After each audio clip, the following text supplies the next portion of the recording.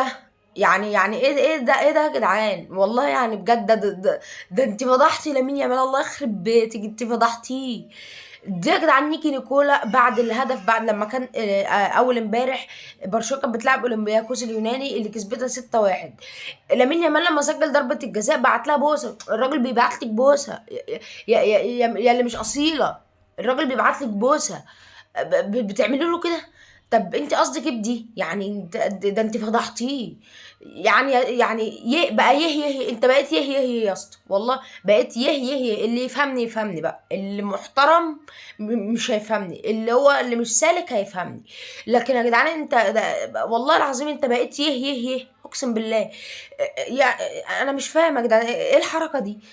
والله بجد ايه الحركه دي؟ انا مش ده انت فضحتي، الله يخرب بيتك.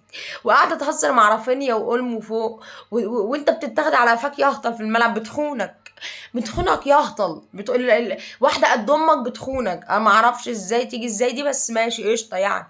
بتخونك يهطل وانت في الملعب بتتاخد على قفاك، وهي فوق في المدرجات عماله زي ما روقت عليك بتدلع بقى زمايلك شويه. اشمعنى انت؟ هو انت يعني اللي على راسك ريشه ولا بيقولوها ايه دي؟ انا ما اعرفش. لكن انا عارفين يا جدعان، انا هتجنن من ساعه ما شفت الحركه. ده انت فضحت، الله يخرب بيتك، ده انت فضح، ده ما في، ده انت طلعت زي اختها يا اسطى. انت طلعت زي اختها. يا دوبك تعرف تهزر، يا دوبك تقدر تهزر. ما انا ما انا ما اعرفش ايه الحركه دي، بس ماشي. ماشي.